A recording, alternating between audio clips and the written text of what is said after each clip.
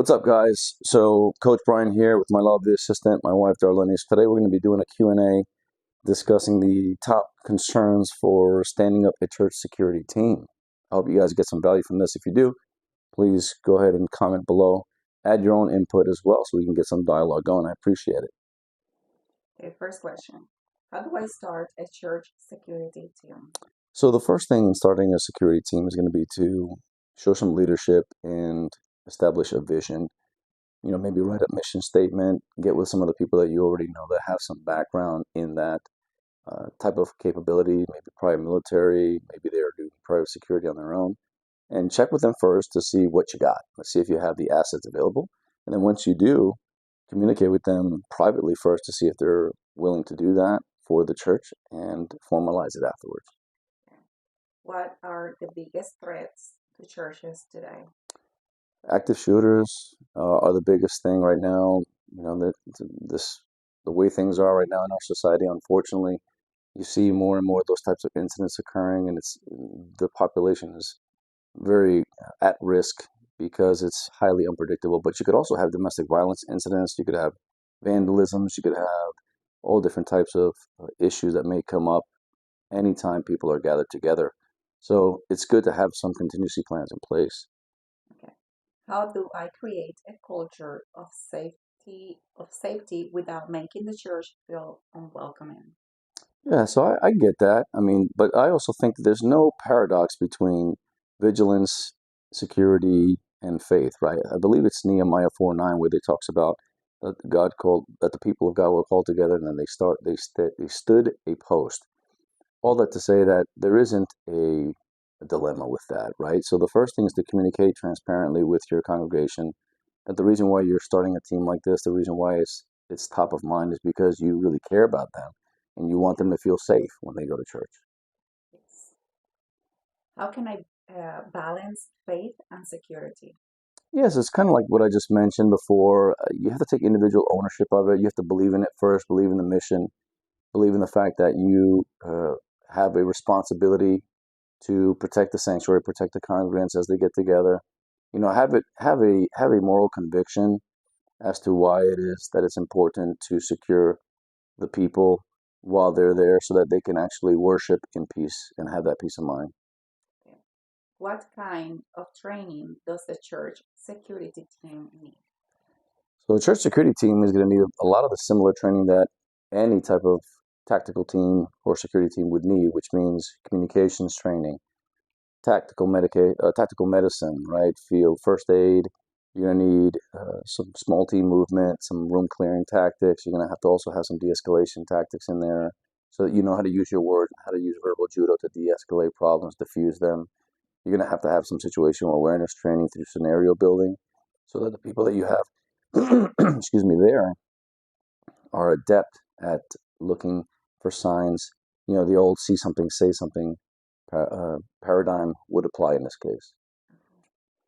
Should a church security team be armed?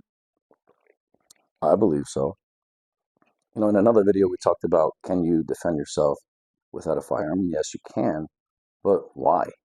If you are a person that is lawfully allowed to carry a firearm, and in addition to that, you are charged with ensuring the safety of a congregation of people, I believe that you should carry a firearm and that you should be trained in how to use that firearm safely.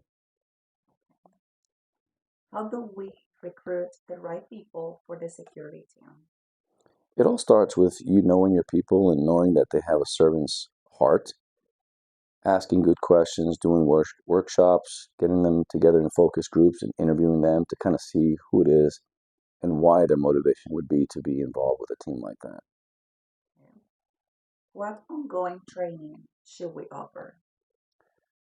Well, you could do small group training on an ongoing basis, weekly basis, monthly basis, probably would be optimal as well, depending on the size of your church and how many services you have on a regular basis.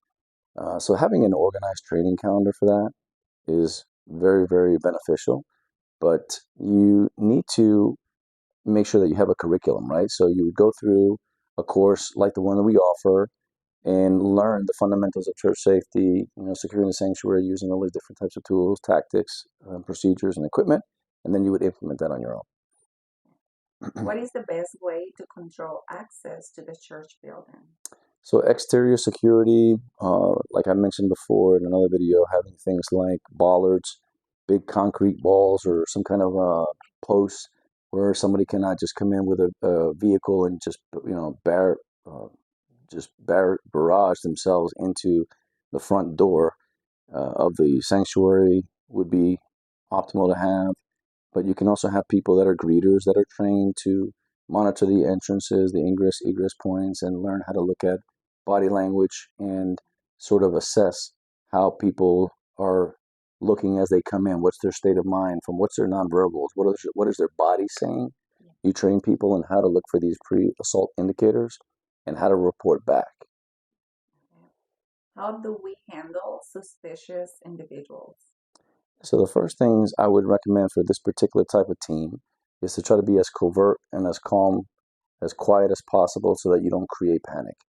So I would suggest like a layered approach to where if somebody sees something, they say something on it discreetly using earpiece, using some communication gear, so that that information can get relayed in a timely manner, but it doesn't create panic, and then you can mobilize a response.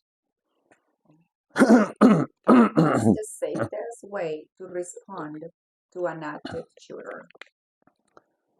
So currently, the safest way to respond to an active shooter is going to involve run, hide, fight. So run if you can, hide if it's optimal and close to you to be able to do something like that where you get some concealment, and ultimately fight to survive, fight to preserve your safety if it's the last resort. How do we manage crowd control during emergencies? So I would suggest that a church security team utilize force multipliers like the greeters, people that aren't necessarily on the initial security team, but perhaps they are supporters of it, of the mission, so that when you train with them, they are on the same page that when something does happen, they know, okay, I'm going to start exfilling people. I'm going to start directing people to these particular exits in a systematic and orderly fashion. What kind of medical training does the team need? I would suggest at least at a minimum basic first aid. Optimally, you have more than just basic first aid. You start training things like tactical medicine, learning how to use tourniquets, learning how to apply chest seals, learning how to stop the bleeding, stop massive bleeding, to be specific, because that's likely going to be the case if you have somebody that enters the sanctuary and starts shooting people. You're going to have potentially massive injuries that involve arterial bleeding. So you need people that are equipped to handle something like that. Okay. What are the legal risks of having a security team? Well, there's no legal risk of having a security team in my mind. Maybe perhaps what will be subject to legal examination would be the use of force in the particular circumstances that surround the use of force. But I believe that that can all be addressed through proper training and having good policies and procedures in place beforehand, so that everybody's on the same page as to what is justifiable use of force. So that they feel confident as to when and where they can use force. Okay. How do we ensure compliance with state and local laws? Well, one of the first things you could do is coordinate with your local law enforcement. The other thing is dedicate someone to do some research. Go through your state's website and do some research to find out what the state says about XYZ scenarios. And of course, you can also consult attorneys and get their feedback. What should we do after a security incident? So first things first is you should gather and consolidate your team, and you should assess for any injuries, assess for any damage that needs to be addressed immediately. The old win method, what's important now, should be applied. Then you should also start collecting people at a location where they can be debriefed and prepared to meet with law enforcement, who inevitably are going to be responding to the scene to conduct their interviews for their investigation. How can we train the congregation to be more aware of potential threats? So focus groups are good, workshops, maybe social media, just to kind of, you make it light, but also be very intentional about relaying the importance of church security and how there isn't a paradox or a dilemma between vigilance, security, and faith. How how do we prepare for emergencies without creating panic? So, preparedness without panic. Well, if people are prepared, they have a less of a tendency to panic because if you panic, you start making very, very quick and impulsive decisions based out of that panic, and typically they're not effective, right? So I believe that the way that you prevent panic is to include people in this training, in this preparation. You don't necessarily have to bring everybody in the sanctuary to the range, like perhaps your church security team will be at the range with us doing some drills, but you can also begin to maybe create an ebook, create a little guide that's softened up a little bit, maybe not, not as explicit on certain things, but more or less communicates the gist of what we're trying to do here with the church security team, which is to protect people so that they can have the peace of mind knowing that they come to church and they're not at risk of being ambushed. Okay. What role should volunteers, for example, greeters of ushers, play in security? I think eyes and ears, right? Having some form or fashion. I like the idea of group texts, and I like the idea of people that are not on the security team being somehow informed that there exists a procedure or an app that they can download that perhaps the church leadership sends to its members so that in the event any of the members in the sanctuary see something that's weird, they can discreetly text a point of contact who will relay that to the church security team members so that they can covertly and very discreetly go in and handle the problem. And how do we engage with local law enforcement? Yeah, so churches do a pretty good job already of engaging with law enforcement via off-duty details where they're typically they'll have one or two cops on scene that are either monitoring the ingress of the people for the service and then the egress in the traffic side of things. But where I see that there's a vulnerability is that they're not typically present and close to the sanctuary. So that's where I think there's a vacuum that could be addressed. But being open and transparent with law enforcement, communicating with them, maybe getting some training from those that are in law enforcement to have them come in and do seminars or a quick little focus group with some of your church leaders would be great. Very good. What security tools should we use?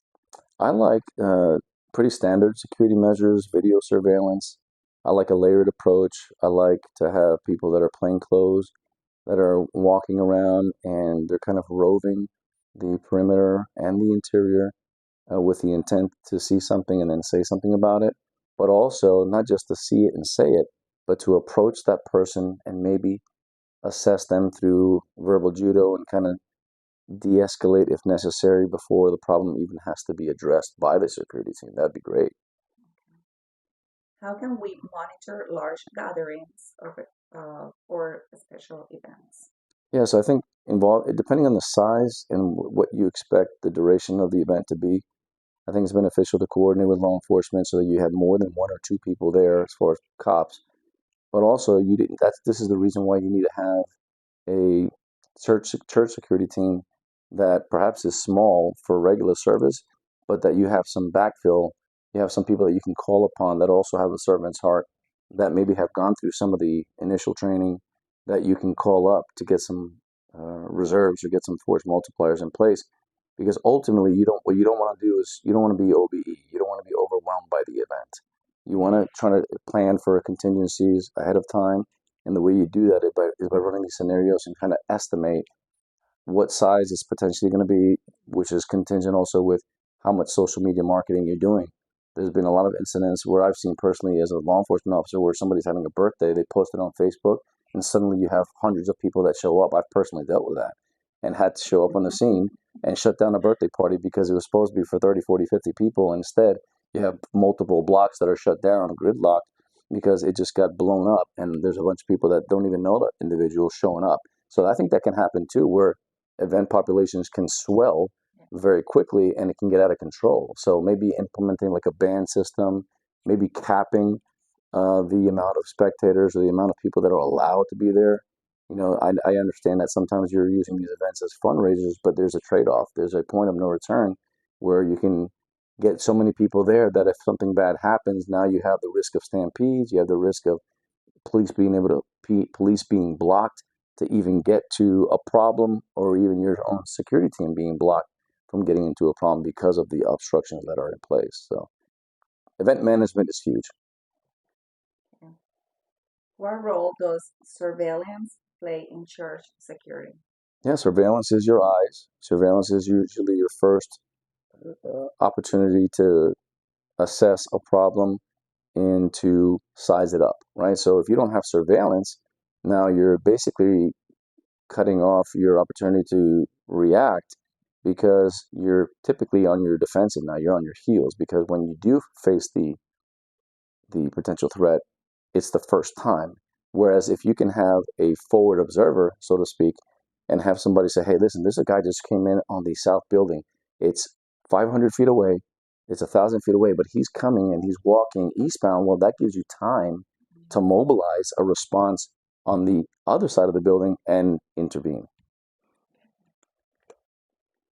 What's the best way to help congregation heal after the violent incident?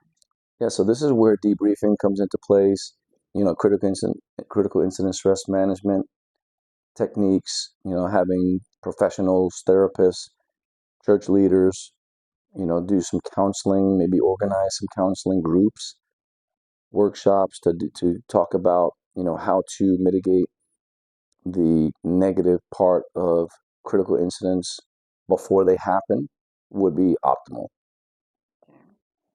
How do we improve after a security breach or emergency? Yeah, so if you're a church security team leader, what you need to do is not only have the wherewithal to put the team together, but you also have to cultivate it and nourish it and manage it, right? So one of the things that you have to do as a team leader is not only know your people and how to deploy them, but you also have to be able to consolidate them and debrief and get a brief back to see where the lessons learned are, document them in some kind of a platform so that it can be reviewed and it can be modified, it can be actionable, so you don't make the same mistakes twice. Okay, that was our last question. Okay, great. So listen, I hope you guys got some value from this. I'm pretty passionate about church security, and a few years ago, I was part of a church security team, and I thought it was really well run. And it's not something that's that complicated to do. You just have to have somebody that has a servant's heart and that has the training. So we offer church security training. It's one of the things that I've been working on, creating a curriculum and a course for that. I'm even working on a short book on uh, protecting the sanctuary, because I feel really passionate about people being able to come calmly and peacefully to meet with the Lord and to worship without feeling the fear of having vulnerabilities unaddressed. It's kind of nice to know that you have sentinels that are in place, people that that you hang out with, that you maybe invite to barbecues, that you congregate with, and that also worship, but that are also trained as sheepdogs. And that is my heart. That is my heart, is to develop more sheepdogs, to train them up and get them the necessary skills so that they can secure the sanctuary. So stay tuned for some daily tips reference this topic. And again, if you like this, if you got some value for it, please follow our channel and subscribe to our channel, and comment below if you have any additional inputs or even some strategies that perhaps you know of personally that could be beneficial, and we get some dialogue going. Until then, stay safe, and we'll see you at the range.